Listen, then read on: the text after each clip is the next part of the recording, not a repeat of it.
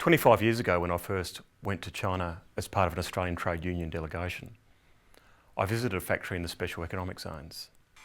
I said to the translator, our host, when in China you work in a factory, do you have workers' compensation? My question got translated and it came back to me that no, if the workers break anything, they don't have to compensate us. Not straight away anyway. Now this was not surprising in a way because at the time a factory job in China was considered the prince of jobs. China had a huge reserve army of labour in the rural provinces, and the new factories that were setting up in the special economic zones were considered a priceless job. However, times are changing in China. The labour market is tightening. We're now seeing some fears of inflation. Dragonomics, the well-known economic resource in China, is concerned about changes in the labour market, inflation, and difficulties that Beijing will have with its exchange rate. Now, some of those headwinds are actually coming out of China's sales. Recently, data from Beijing showed that the GDP target for Beijing had been downgraded from 9.2% economic growth to 7.5%. This has taken some of the markets by surprise, and including a lot of investors in Australia. Now, why is China slowing? Well, it's partly because the stimulus package is unravelling. At the time of Lehman Brothers, during the first round of the GFC, China had a very strong stimulus package that allowed China to escape the downwinds of the world economy. Now, a lot of that stimulus package is unravelling. Secondly, in Europe, the issues that we've seen in Greece and in the so-called pig economies are affecting China dramatically. Europe is a more important trading partner than America, particularly for textile, clothing and footwear in China, and as a result, the Europhobia or the Eurosclerosis is having its impact in China as well. In fact, when you look at China's trading patterns, there's no way they could keep up the success that they'd had since joining the WTO in 2006. China has been growing since its entry at around 27%, but at the time of Lehman Brothers and the more recent changes, it's actually experienced no export growth, something that hasn't occurred since the dramatic events of 1989. In fact, what we're seeing now with China is an enormous change internally, and in many ways it explains the structural reform in the international economy. In short, America had too many shoppers and not enough shippers. It had a lot of consumption based on debt and was very uncompetitive. By contrast, China had too many shippers and not enough shoppers. China had a great reliance on export-led development, and now it has to shift to increasing domestic savings, investment and consumption to ensure that it's balanced in its own internal economy and in turn balances the global economy. China is in fact in many ways maturing. You can see that in terms of its foreign direct investment. It's now as much part of the outward foreign direct investment phase as it is with the inward phase.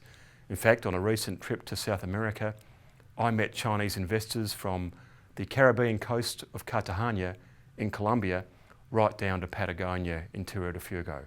So China is making its presence felt on the global stage. Now, what does China's slowing mean for Australia? Well, China is still so important to Australia. It holds a unique hat trick, a trifecta. It's our number one trading partner, our number one export destination, our number one source of imports. 4,257 Australian businesses export to China, 1,500 are based there.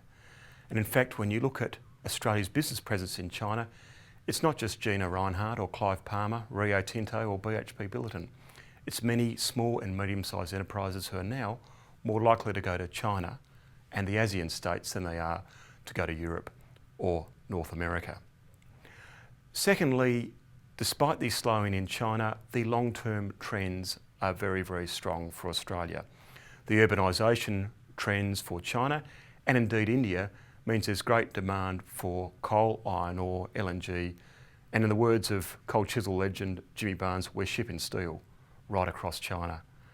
And as we move towards the second and third tier cities, as China moves westward, increasingly There'll be demand for Australian steel, Australian iron ore, and also in our services sector for architects, for educators, for our lawyers, for our accountants, and for many of our burgeoning tourism businesses. In many senses too, despite China's amazing growth since the late 1970s, it is still very poor. There's still a lot of rural poverty in China. And as a result, Australia will play a very important role in our agricultural sector in feeding China, and also in turn providing services, technology and expertise to allow China to build its own agricultural sector as well. Interestingly enough, in Australia we always worried that we were a too old economy, that we had too much mining and too much farming, and we weren't developing software. Well, in actual fact, at the moment, Australia is providing great sources of agriculture and mining exports to China, and a lot of those services companies and technology companies also have gleaned from those sectors. In many ways, we're new economy in old economy clothes. I recently returned to China as part of the University of New South Wales AGSM program in China. Again, I went back to a factory in Shenzhen in the Special Economic Zone. I asked again several questions of the factory manager and the translators. In the factory owner complained to me that many workers in the region actually didn't want factory work because they could get a better job in offices, in other multimedia sectors that were building up in China. As a result, he was actually developing a market form of piece rates to pay people by what they produced, if you like, slightly capitalist form of remuneration. I think this shows that there is tightening in the Chinese labour market, and indeed there may be a mini workers' paradise in some sections of China, but still, with the slowing of the Chinese economy recently, there's a long way to go.